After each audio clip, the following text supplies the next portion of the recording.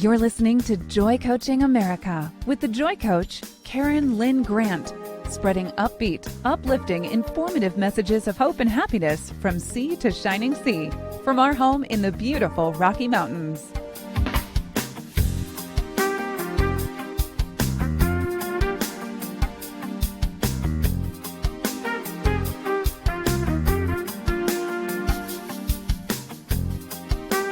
Welcome to Joy Coaching America with Karen Lynn Grant, and we are here with another special episode, and this one celebrating Father's Day with a focus on 4 founding fathers, delivered to us by Pamela Romney Openshaw.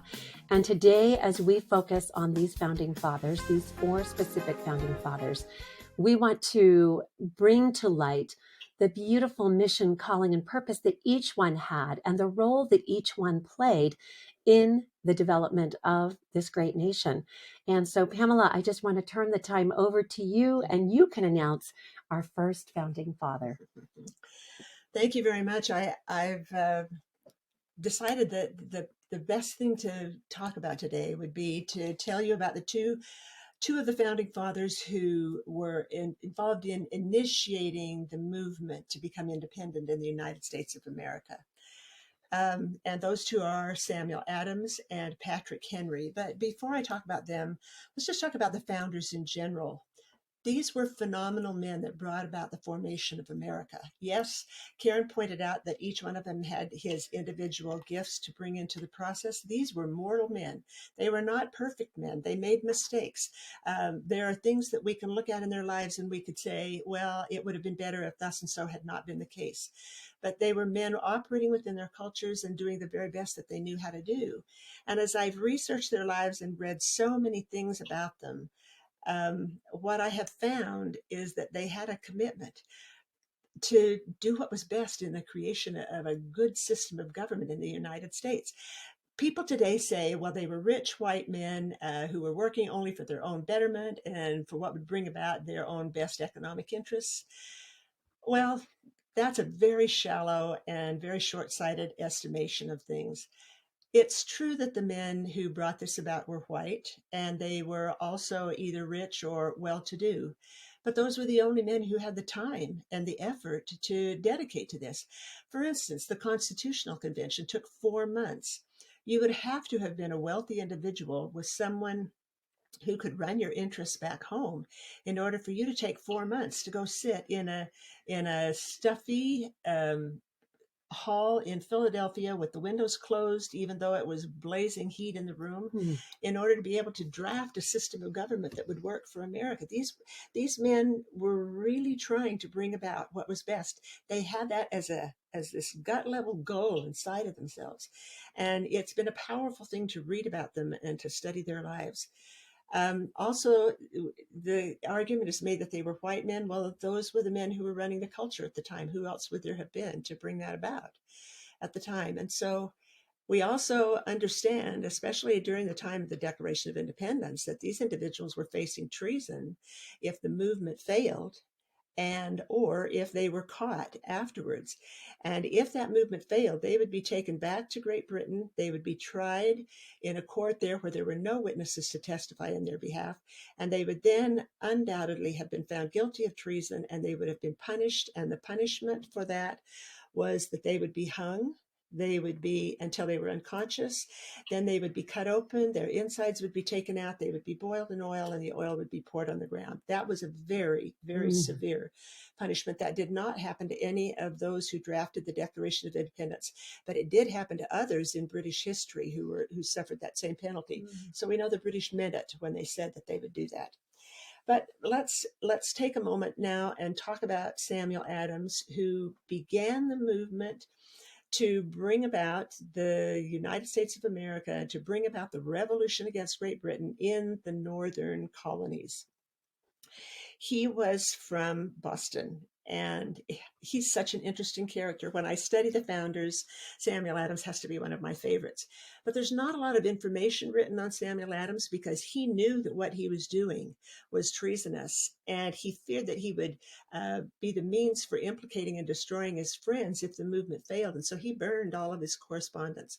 So when you want to write about Samuel Adams, you don't have a whole lot of information to work from. He was consummately a politician. He had tried his hand at business. His father had a brewery. The family was well-to-do. He tried, with his father's help, he tried becoming a merchant. He failed at that. He tried becoming a farmer. He failed at that. Wasn't his calling. It wasn't. He tried to run the family brewery. When his father died, that went downhill. His father gave him $1,000. He loaned $500 of it to a friend who never paid it back.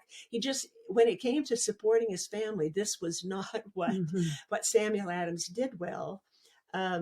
His first wife died after bearing him 5 children, 3 of whom died in early childhood. And he stayed single for several years and then married another woman who they were never able to have children together, but she raised the 2 remaining children. And she was perfectly happy, even though Samuel was not bringing home enough money and they were struggling to pay the bills. She was actually doing needlepoint and needlework and selling her goods in order to be able to buy food for the family, because Samuel was out there talking to people about politics. He was actually known as Town Hall Sam among some of the people, because he was at every town hall meeting, which is how you ran government back in Massachusetts in those days. And he knew most of the 15,000 people that lived in Boston. He knew them and he knew their politics. His big thing was the taxation. He could not deal with the fact that the colonies were being taxed by Great Britain. And so he was out there talking to people, and he was writing articles in the newspaper, and he was drafting little pamphlets, which is how you advertise your points of view in that day. When he would see the people begin to settle in resignedly to the taxation, he would find a way to flare their interest back up. He just simply would not let this die. This was his mission. He was good at that. It was. When we study American business today, we know that there are several different steps in the process of bringing about any business deal. There's the guy that starts it, and then there's the guy that takes over from there, and then finally at the end, there's the guy that actually manages the process. Well, Samuel Adams was the guy that started it. And so he was one of the signers of the Declaration of Independence. That was very important. But after that, he didn't really get involved in national politics very much. He did not go to the Constitutional Convention. He had an idea that they were going to draft a strong federal government. He was not in favor of that. He was very much a statesman. He wanted Massachusetts to be able to stand firm and supreme. He wanted there to be only this very superficial system of government over that. And so he refused to participate. And then once the Constitution was written, he fought that, because he didn't believe in it. When the Constitution was released, he told his friends, I read only the first 3 words, we the people, and I stopped there. He said, this is not a government of we the people, this is a government of we the states. That is what he wanted to do. And so he kind of was this beautiful, inspiring movement to get the process in motion. And then he stepped back when the movement didn't go the direction that he anticipated that it should go. And he went on to become the governor of Massachusetts. But he never really assumed much of a political role after that. But we're so grateful to him. There's this beautiful bronze statue of him that stands outside Faneuil Hall in Boston that you can go take a look at. And he's just... He was a religious man, but not overtly religious. His contribution came in helping the people see the need to fight off the British. He was the one who stepped in and said, if we submit to this taxation, how will we ever free ourselves from that? Once we allow the British to step in and do this, then what are we going to do from there? He was a soft-spoken man. He was well-liked by people. His temper didn't flare at all until you crossed him on one of these principles of liberty, and then this man could just fire at you and make himself very well known. And so he was definitely one of the great delights of the Revolutionary War. And many people say that without him, we would never have had the revolution that brought about the United States of America. It began in 1774. He began the movement to talk about unifying the states and creating a strong federal government. We say that he originated that idea. Actually, Benjamin Franklin had come forward with that idea 20 years earlier in an idea given to him by the Native American Indians, the Iroquois tribes that were living in the area of New York. And so just fascinating the work that he did. It is fascinating. And what I hear from that is that each person has their gift, they have their calling, they have their mission, and it is just enough for them. Thank you, Sam Adams, for what you did to help spur this movement on. And I'm so excited to learn more about you through Pam. It's amazing. She doesn't have any notes, folks. She's got this all in her heart and in her mind. And she is sharing with us these beautiful stories from her research about the Founding Fathers. We'll be right back after this message. Our Savior's on Mount Zion, marching to the beat. With fife and drum this world o'ercome, march to the mercy seat. In the air your voices linger, the sound is bittersweet. The music I hear playing, the sound of marching feet. Men of God's battalion fought on that battlefield, with a shield of faith, with sword of truth, mustered courage, held virtue dear. They're fighting for God's glory, they fought in days of yore. The scenes have changed, the cause the same, pray forevermore.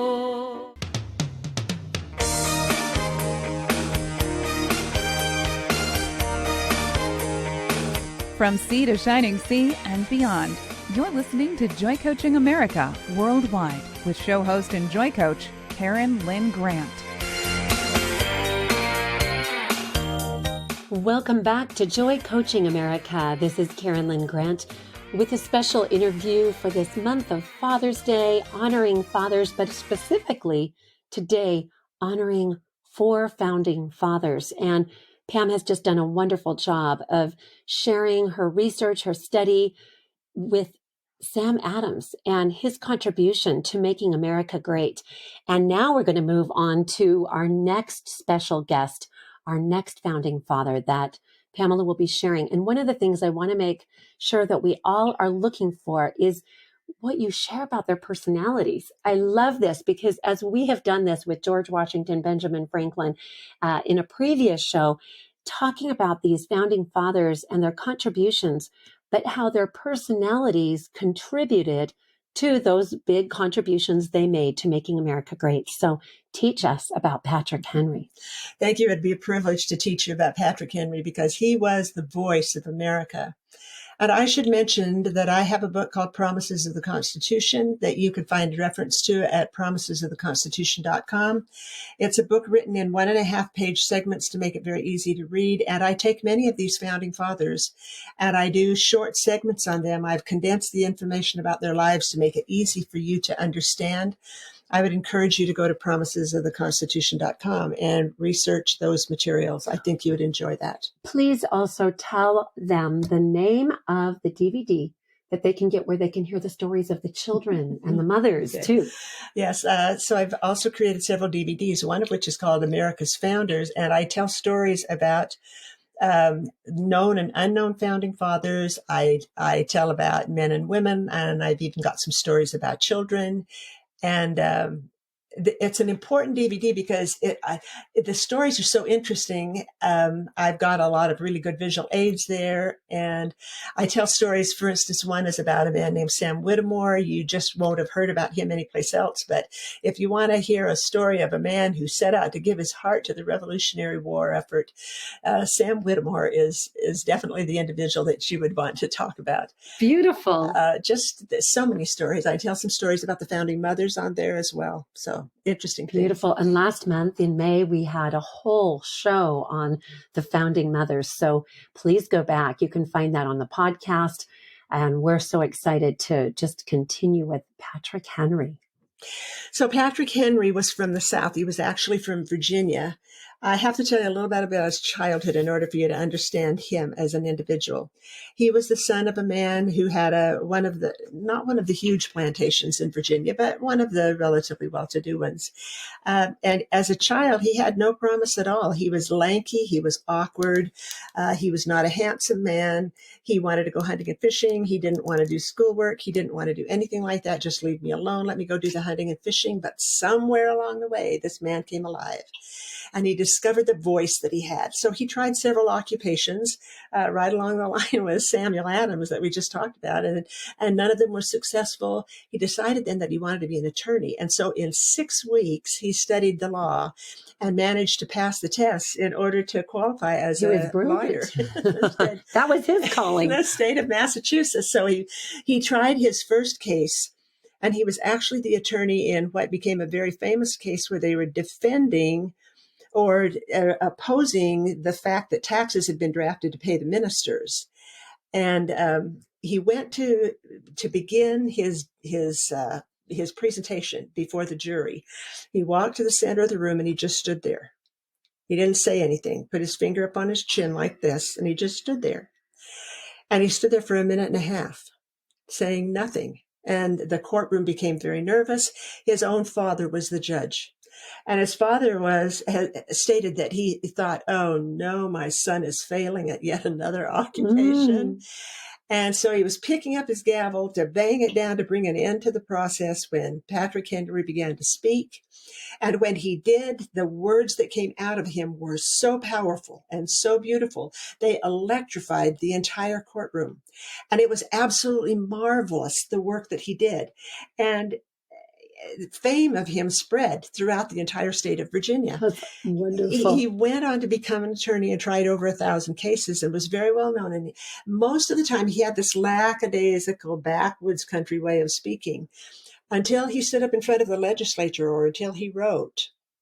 And then this powerful eloquence came out of him that just brought the world alive.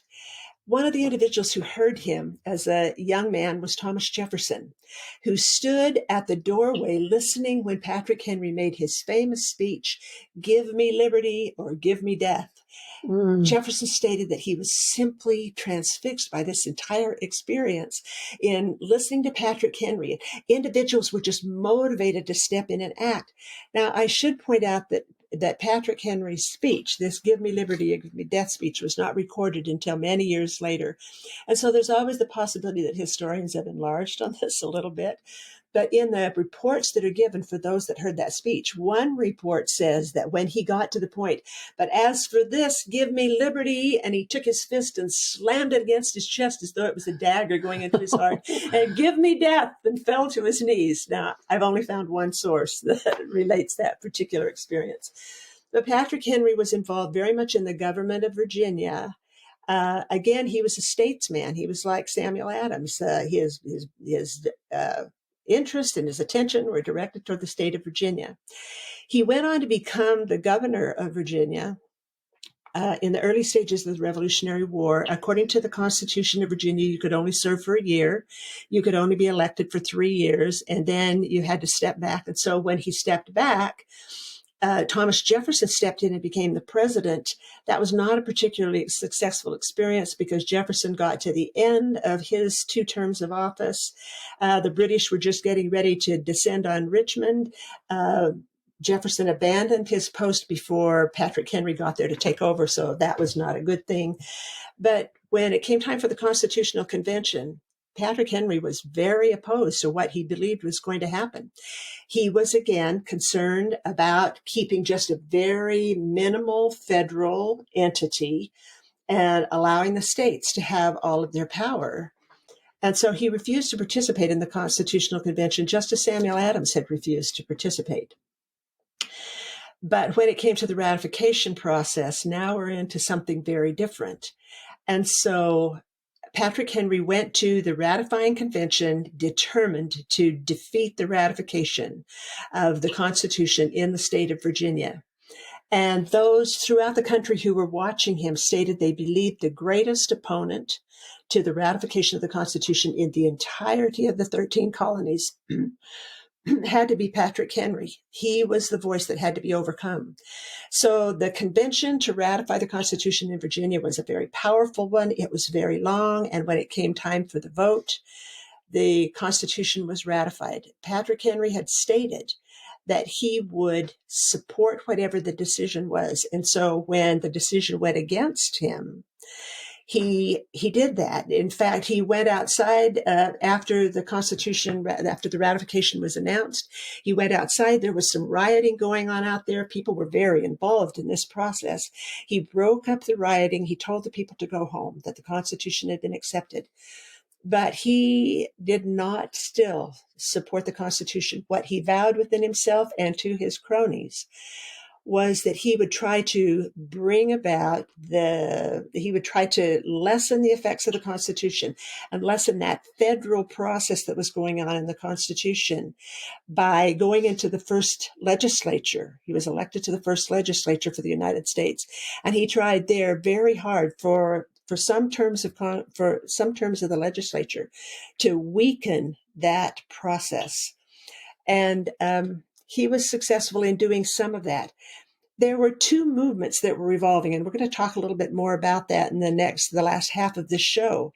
But there were two movements that were going on at that time. There was the movement for a strong federal government, and there was the movement for strong states. And Patrick Henry was definitely one who believed in the strong states. He wanted Virginia to be able to create its own laws and create its own world. Mm-hmm. He was ignoring what had happened under the Articles of Confederation, because under the Articles, we had very little federal government. We had not had the equivalent of a president. There was no one to help with that process. And we had to rectify that. That was one of the reasons we had to have a constitution. Patrick Henry didn't see that. It's amazing to hear the opposition in all things and to realize that each man brought their checks and balances, really, because without those checks and balances, it really would have been something that could have slid by and not been a successful constitution. We're so grateful for your time here today, and thank you so much. We will be back after this station break with more from Pamela Romney Openshaw. Remember her book, Promises of the Constitution.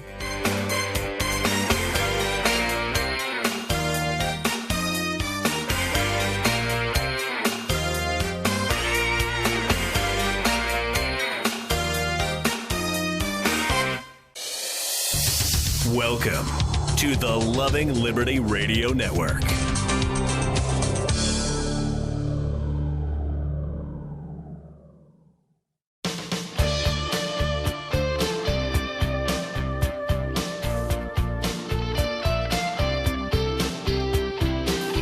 Welcome back to Joy Coaching America, raising the world's vibration to love, joy, and peace, one happy listener at a time.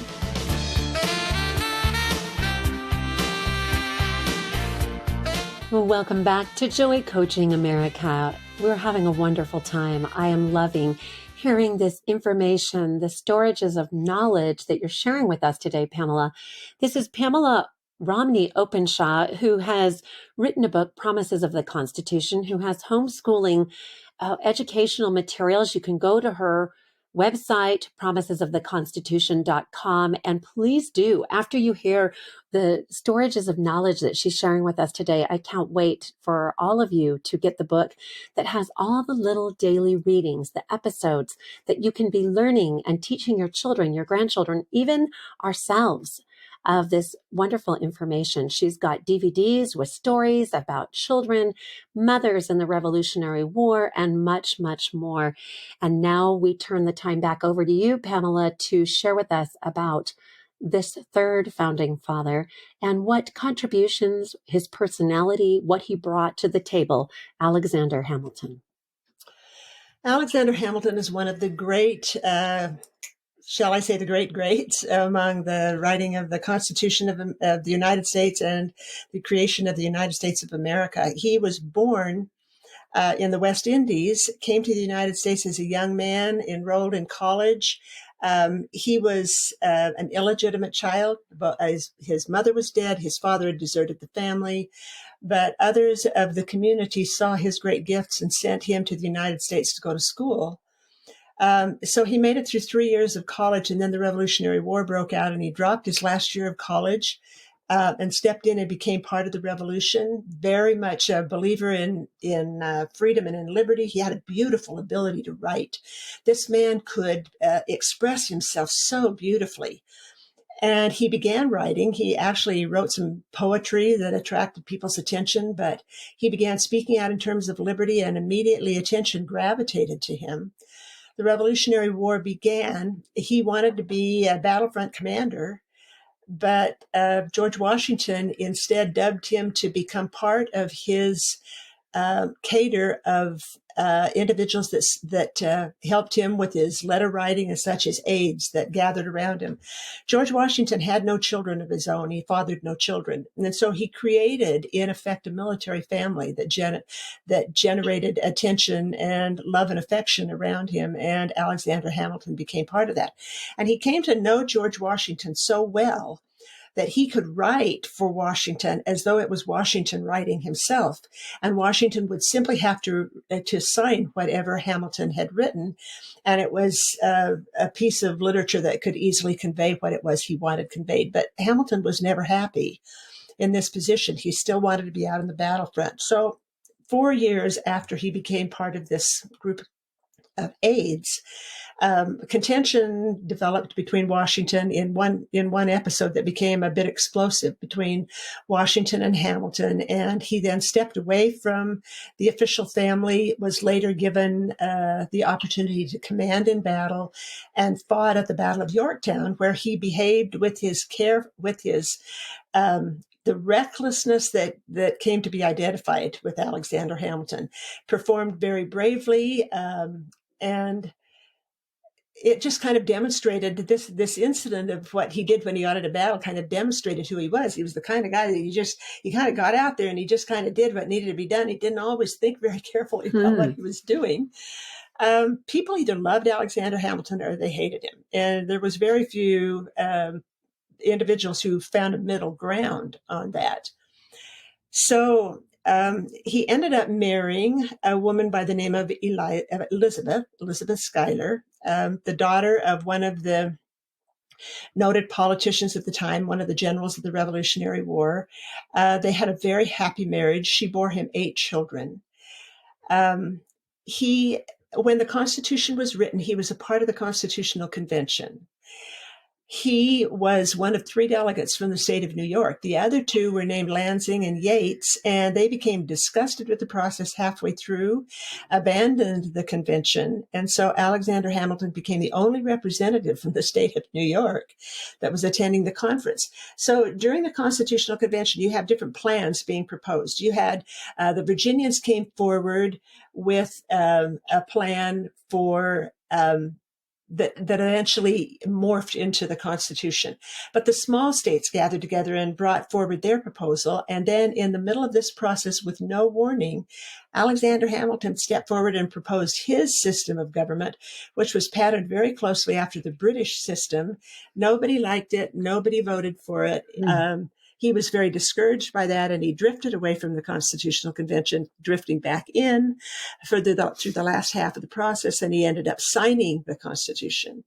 But he was very much an advocate of it, and he wanted to let the people know what had actually happened during the Constitutional Convention.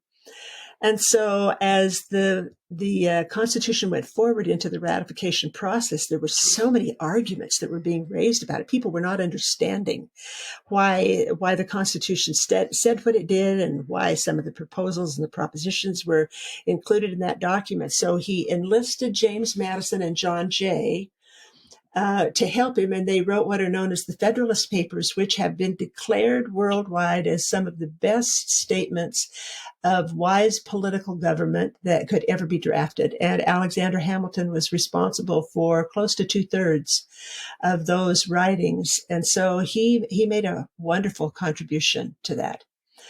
So when the Constitution was ratified and George Washington became the president, Alexander Hamilton was dubbed to be the first Secretary of the Treasury. And he had his own view of what he believed needed to take place. He had seen the debt that the states had accumulated. They had $65 million worth of debt that they had to pay back, and no one knew how they were going to pay that back. And so Hamilton realized that in order for the United States to thrive, they would have to step into the European community. And in order to do that, they were going to have a banking system. And so he proposed, as the Secretary of the Treasury and one of the 3 secretaries in Washington's original cabinet, he proposed a national bank. That bank absolutely infuriated those who believed in power to the states rather than power to the federal government. The opponents knew that if Alexander Hamilton put that bank into process, that it would automatically create a strong federal government, and that once the bank was imposed, then no one would ever get rid of it. And so it was fought hard and long, but eventually the bank was accepted by the legislature, and we ended up with a national banking system. And under that system, it would be possible to pay back the debts. That's why George Washington supported that system. He wanted to see that debt paid back. So under that banking system, 1/5 of the shares in that banking system would be owned by the federal government, and the other 4/5 would be sold to citizens of the United States. When that situation was proposed to the people and the date came when those shares were to become available, Hamilton believed that the people of America would come forward and buy 1 or 2 shares at a time, and that this banking system would become something that would be a unifying thing for the country. To his dismay, and he later admitted that he had been mistaken about what was to happen here, big financiers stepped in and bought almost all of that stock, and the common people of America who would have liked to have been part of that process were inched out of the process. And so we'll talk in our next and last segment of this program about James Madison, who was one of those who substantially opposed Alexander Hamilton. But Thomas Jefferson was the Secretary of State under George Washington, and he was infuriated by the system with the national banking enterprise that was being proposed. And so Hamilton would have liked to have been president of the United States. That's just something that people who are in positions of authority yearn for. And it was something that he definitely wanted, but he destroyed his own chances in that. During the period of time when his wife was pregnant with, I believe it was their 6th child, he got himself involved in an extramarital affair with a woman named Mariah. Lost her last name at this moment, but she was a young woman who coordinated with her husband to blackmail Hamilton, and therefore, when that became public, it destroyed any possibility. And he died as a victim of a duel with Aaron Burr, and that ended his legacy. He was a marvelous man. He would have accomplished a great deal more had he lived. With just a character flaw. Right? Yes, that is a tragic ending to all of his great and prolific talents and abilities. Oh, this is an amazing journey that we're on, and I'm just spellbound through it all. I'm not making many comments. I am listening. Thank you, and we'll be right back with more.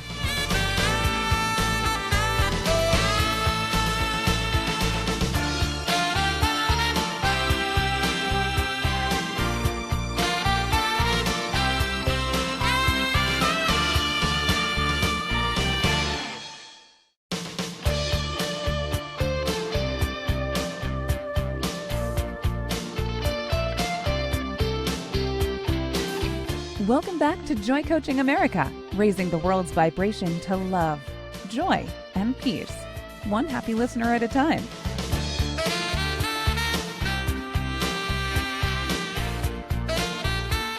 We are back with Joy Coaching America. Pamela Romney Openshaw is our special guest today, and I am so excited. I am learning so much. You know, they just left so much out of my personal history books. I don't know how the rest of you are feeling as you listen to the details. And as I'm sitting here listening to you, Pam, it's amazing because last time I interviewed you, I got to see it in vivid color, the things that you are sharing. You are such a great storyteller. You are such a great you have so much expression when you tell these stories, and it really brings these people to life, back to life. So I'm excited now as we move on to our fourth founding father in our final segment for today. Thank you. We're going to talk about James Madison today, but before we do, let's talk about the development of political parties in America, because James Madison was one of the primary players in that process. So if we talk about George Washington, in his farewell address, which, by the way, was not an address per se, because he never delivered it verbally. It was a printed address, but he addressed the development of political parties.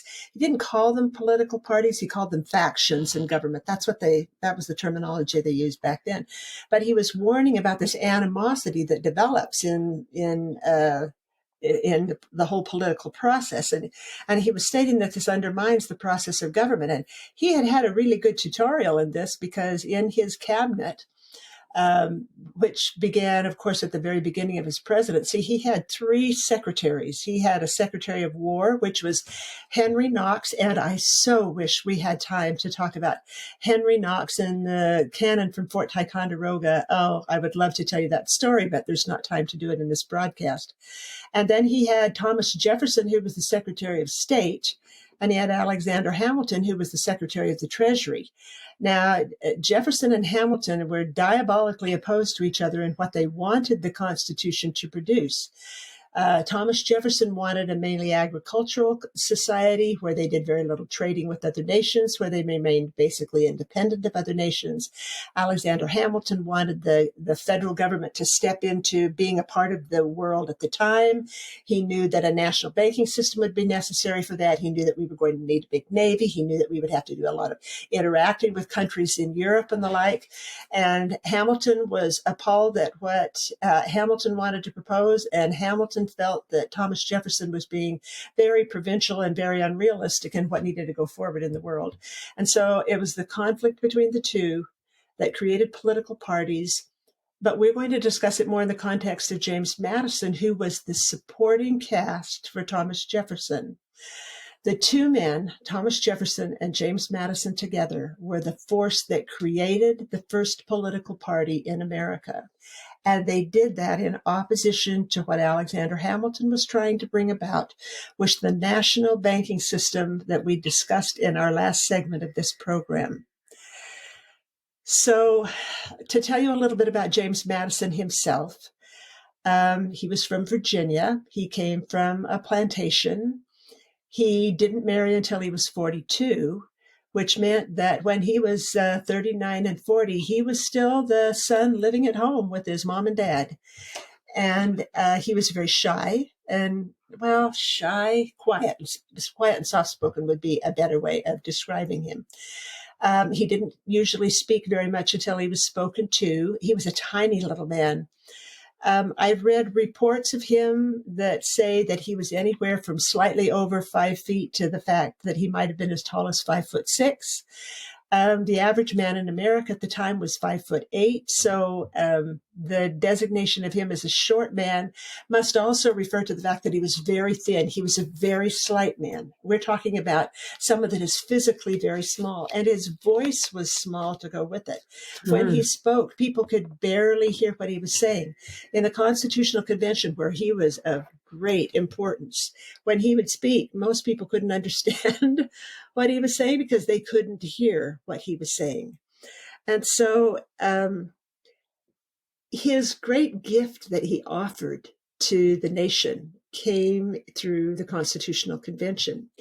It was James Madison who began to study what was important in a nation, what mattered, what had the masters said. He was the one who went back and studied. Well, many of the founders had done this, not all of them, but many had gone back and studied the old masters and what they felt was important in government. And Madison had simply consumed that information and brought it into his soul and into his spirit. I was mentioning before this broadcast to Karen that James Madison was very involved in the development of our perception on religion. Do you remember my mentioning that? Absolutely. So religion had been considered one of those things that you kind of didn't mess with. It was acknowledged, but it wasn't really a prevalent part of the American process until James Madison came along. And he was the one who defined it as an inalienable right. So our whole approach as a nation to validating the rights of every individual to worship as he or she believes came from James Madison. This is fascinating. I didn't know that. And I think that this is a fascinating point that we all need to take note of, that it was James Madison who gave us the inalienable right to worship as we please. Or stated it as such. I mean, God had given us that right, but it was James Madison that made us aware of that entire process. If he had not done that, would that have been left out of the Constitution? It might very well have been. And so James Madison himself was not a devoutly religious individual. That wasn't part of who and what he was. But he believed in religion. Virtually all of the founders believed in religion and in the right of individuals to worship. But he was the one who realized that the government couldn't interfere with that religion. Many of the states at the time had official religions connected to their states. And that suppressed the right of other religions to come in and function. And it was Madison who stepped forward and said, this is not appropriate and we need to bring an end to that. Actually, if we take a look at the signers of the Constitution, almost all of them were religious individuals, stated religious preferences. There were a couple of them who were known as deists, meaning the best way I know of to explain a deist is that he is an individual who believes that God created the world and then walked off and left it. An example of that would be the mother who gives birth to a child, and then after the child is born, she said, "I hope you fare well, dear," and departs. So, you know, that's not a system that's going to work very well. And so, but the government went forward with this body of religious belief that went with it, and that was fostered really by James Madison more than anyone else. So in the Constitutional Convention, it was Madison who kept notes. There was a secretary for the Constitutional Convention. His notes were paltry and insufficient. But James Madison took a seat on the very first day at the first table right in the front of the conference, and he wrote prolifically notes all the way through this Constitutional Convention. Every single day he was there, every hour of the Constitutional Convention, and he would go back to his room at the inn at night and he would compose his notes and put them into a more legible form. He did not, however, release those notes for publication. He authorized them to be released after his death. He said he did not want to be arguing with people or having people confront him on some of the things that he had written, so he simply stated they were not to be published until after he was dead and gone. And were those notes published? They have been published now, yeah. And we know exactly what was said at those times. And those who've written about the Constitution since then can go back into those notes and consult and find out what was said at the time. Well, this was his gift. That was his gift. So we look at the different gifts brought about by these different founders. And we talked about Samuel Adams, and his was the tenacity to stick to it, to see that change was made. We know that Patrick Henry was the voice. He was the one who inflamed others. We know that Alexander Hamilton was the one who carried through to make sure that the material assets of the nation were preserved. And we see that the gift that James Madison gave was this gift to have studied what government was, and then to be certain that that was brought about through the Constitution. Thomas Jefferson was in Europe at the time, serving as the ambassador for the colonies to France, and he sent trunks full of books to James Madison, who consumed them all. Madison was an attorney. So after the Declaration of Independence was written and the Revolutionary War was held, and by the way, James Madison did not fight in the Revolutionary War. He was a hypochondriac. By his own admission, he was always worried about his health. His digestion was poor. Physically, he just didn't have it. He didn't pull it together well. He went back, he stepped out of the national politics for a while, went back to Virginia, and that's when he married, in one of the great marriages of American history. He married Dolly Madison. We talked about her last month in our radio program about the founding mothers and how she helped establish the political aspect of the wives of the presidents of the United States. And so she aided him a great deal as he stepped forward then to become president of the United States, our fourth president. When you look for the contributions that he made during that period of time, he was not one who stepped forward and made a dynamic impact on the world, nothing like George Washington. But then how did anyone ever equal George Washington? But he was quiet. He administered the government well. There was nothing spectacular. But a second war with Great Britain descended on his presidency in the War of 1812.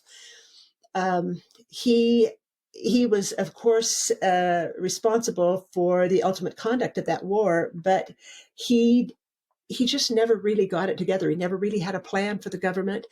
We managed to end the war, but not through any great gifts of any kind. We love the man. We love what he gave us through the Constitution. We love that dedication that brought about this gift that he gave us. And what I feel love and appreciation and gratitude to him for is for ensuring that we have our inalienable rights to our religious preferences. And I think that was a huge contribution, probably before his presidency, but how grateful we are for each of these men, for all of their contributions. They are our founding fathers, and this was a pleasure to interview you. We'll be back with more in another series, another part, when we come back. And thank you very much for your listening today. This is Karen Lynn Grant with Joy Coaching America and Pamela Romney Openshaw.